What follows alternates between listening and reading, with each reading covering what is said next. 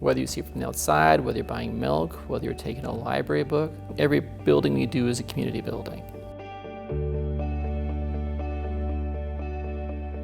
Can you tell me some of the projects that you've worked on that have particular meaning for you? It's one that you'll never see in real life, right? That almost no one will. And it's called Hands of Mother Earth. It's a rural healing lodge for the Mawi Itata Center, who've been my longest client. So it's been 12 years.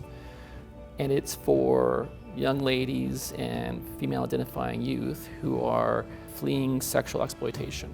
And so it was my first time doing a real lived experience group of working with frontline workers, doing that real heart work, and a chance to apply that stuff I started to learn about in my thesis about community and listening. It's the most meaningful thing I've ever been part of. Maybe I ever will be. Architecture does something. And if it does something for people who need it, then you're just blessed to have a chance to be part of it. Mike, you've been involved with Mawi Itata Center, Silo Mission, Main Street Project. You're the current chair of the United Way of Winnipeg. What has compelled you? What has influenced you in being involved with community service?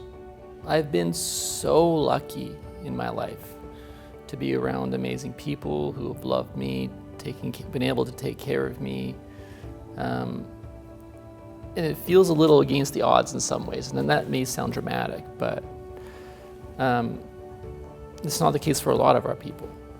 So I feel the need to give back in some way. One of the ways I've chosen is through volunteering and committing to working towards ending homelessness in what part I can, right? It takes all of us. I think if you can, you should. We all have responsibilities. I feel like that's one of mine. The National Center for Truth and Reconciliation comes out of the Truth and Reconciliation Commission's final report. How does that make you feel to be involved in that? It's complex. There's a responsibility as a Canadian citizen, as a Manitoban, as a Winnipegger, but as a person of Indigenous descent. When the Winnipeg Foundation announced that anchor gift of $5 million, it got to be at the ceremony. And that feeling in the room when they bring the cloths around and we were all looking for our relatives on it was really powerful. Because my father's a day school survivor, my granny's a residential survivor, her sister never got out of that school, right? So that stuff, that means a lot to me. It means a lot to me to advocate for that and in whatever way I can. It's that commitment to community service that you have shown all of us that makes you an incredibly worthy recipient of this award.